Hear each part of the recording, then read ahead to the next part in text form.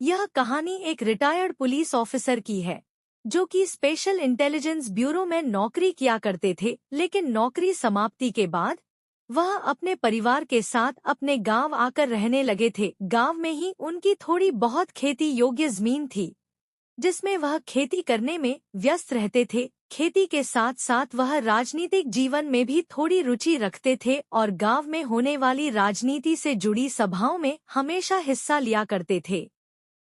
लेकिन वह किसी दल विशेष के लिए नहीं, केवल अपने गांव की खुशहाली के लिए आवाज उठाते थे। एक दिन के मंत्री का दौरा इसी गांव में निर्धारित किया जाता है और तय प्रोग्राम के आधार पर गांव की सुरक्षात्मक जांच की जाती है। सारे रास्तों की जांच पूरी होने पर मंत्री जी का काफिला गांव में बने पंचायत भवन के पास आकर रुकता है। गांव के सभी लोग मंत्री जी का हार्दिक स्वागत करते हैं। दरअसल मंत्री जी ने पिछले कुछ वर्षों में गांव की खुशहाली के लिए बहुत से अच्छे कार्य किए थे, इसी वजह से उन्हें गांव में इतना सम्मान मिल रहा था। वह सभी के लोकप्रिय नेता बन चुके थे।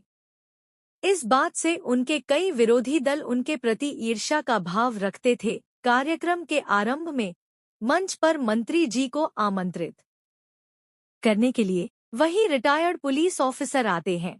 गांव के सभी लोग जोर जोर से तालियां बजा रहे होते हैं।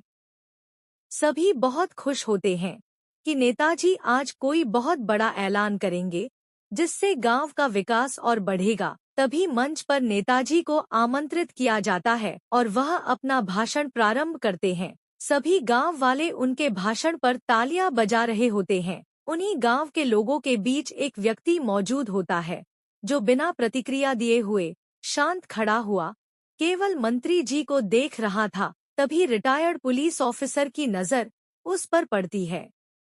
उन्हें कुछ संदेह होता है और तभी अचानक वह व्यक्ति अपने जेब से बंदूक निकालकर मंत्री जी की ओर तान देता है। आनन फानन में रिटायर्ड पुलिस ऑफिसर मंत्री जी के सामने आ जाते हैं और वह आदमी गोली चला देता है। गोली रिटायर्ड पुलिस ऑफिसर के सर को स्पर्श करते हुए मंत्री जी के सीने में जाके लग जाती है और वही उनकी हत्या हो जाती है। गांव के सभी लोगों में भागा दौड़ी मच जाती है। हड़बड़ी में किसी को पता नहीं चलता कि गोली किसने चलाई और जिन्होंने यह सब देखा है वह ऑफिसर मूर्छित होकर मंच में गिर जाते हैं।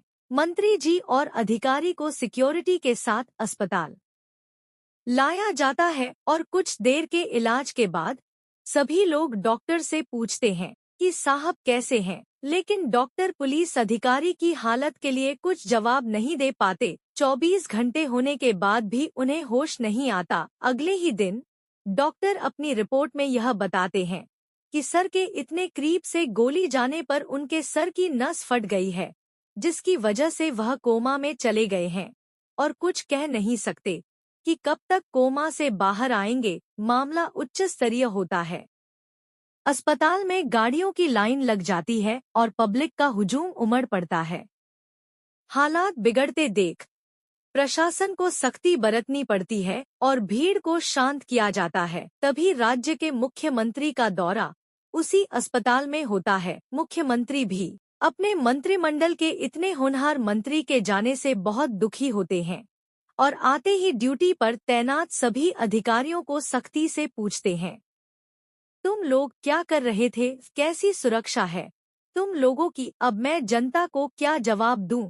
लेकिन अधिकारियों के पास इसका कोई जवाब नहीं होता, क्योंकि हत्यारे का चेहरा केवल रिटायर्ड पुलिस ऑफिसर ने देखा था और वह कोमा में जा चुके थे। मंत्री जी के अंतिम संस्कार के बाद मुख्यमंत्री पूरे राज्य में सुरक्षा बढ़ा देते हैं और राज्य की पुलिस मुस्तैदी के साथ मंत्री जी के हत्यारे का पता लगा रही होती है। और यहाँ दूसरी ओर रिटायर्ड पुलिस अधिकारी अभी भी उसी हालत में होते हैं। रात में अस्पताल के अंदर घुसकर रिटायर्ड पुलिस अधिकारी को मारने का प्रयास किया जाता है और यह बात तब चलती है जब रात में नर्स ड्यूटी के दौरान उनके कमरे में जाती है और उनके मुंह से ऑक्सीजन पाइप हटा दिया गया होता है। रिटायर्ड अधिकारी की हालत और भी नाजुक हो चुकी थी, लेकिन नर्स की वजह से वह दोबारा बचा लिए जाते हैं और यह बात जैसे ही कुछ लोगों को पता चलती है तो अस्पताल की सुरक्षा और बढ़ाई जाती है। मुख्यमंत्री अस्पताल में आकर डॉक्टरों के साथ मुलाकात करते हैं और कमरे में रिटायर्ड पुलिस अधिकारी की हालात पर चर्चा करते हुए डॉक्टर को कुछ हिदायत देते हैं और कमरे से बाहर आ जाते हैं। और उसी दिन रात को फिर कोई उस कमरे में घुसकर उन्हें मारने का प्रयास कर रहा होता है, लेकिन अचानक रिटायर्ड पुलिस अधिकारी उसका हाथ पकड़ लेते हैं और यह कोई और नहीं वही डॉक्टर होता है जो उनका इलाज कर रहा था। रिटायर्ड पुलिस अधिकारी जोर से आवाज लगाकर सुरक्षा में तैनात जवानों को बुलाते हैं और डॉक्टर को गिरफ्तार करवा देते हैं। जैसे ही मीडिया को यह बात पता चलती है तो वह रिटायर्ड अधिकारी का इंटरव्यू लेने पहुंच जाते हैं।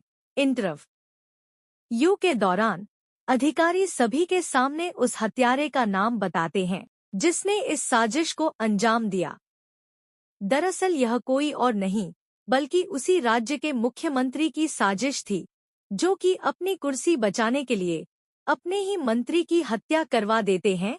और डॉक्टर के बयान से यह बात साबित भी हो जाती है, लेकिन मीडिया को यह बात नहीं समझ आ रही थी कि कोमा में रहने के बाद भी रिटायर्ड पुलिस अधिकारी ने कैसे डॉक्टर को रंगे हाथ पकड़ लिया। तभी रिटायर्ड पुलिस अधिकारी बताते हैं, मुझे 3 दिन पहले ही होश आ चुका था, लेकिन मैं कोमा में रहने का नाटक कर रहा था। दरअसल मुझे यह बात उस समय पता चल गई थी जब रात को मेरा ऑक्सीजन पाइप निकाला गया था, क्योंकि इतनी सुरक्षा होने के बावजूद भी किसी को अंदर आने की इजाजत कैसे मिल सकती थी।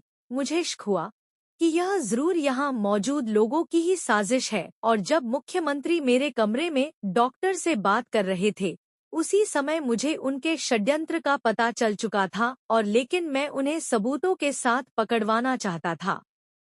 मीडिया के सभी लोग यह बात जानकर तालियां बजाने लगते हैं और रिटायर्ड पुलिस ऑफिसर की बहादुरी और अक्लमंदी के लिए उन्हें शाबाशी देते हैं, क्योंकि इनकी समझदारी ने राज्य को एक भ्रष्ट शासन देने से बचा लिया था। इतने बड़े काम को करने की वजह से रिटायर्ड पुलिस अधिकारी को सेवा समाप्ति के बाद भी बहादुरी पुरस्कार से सम्मानित किया जाता है। यह कहानी पूरी तरह से कल्पना पर आधारित है और इसका वास्तविक जीवन से कोई संबंध नहीं है।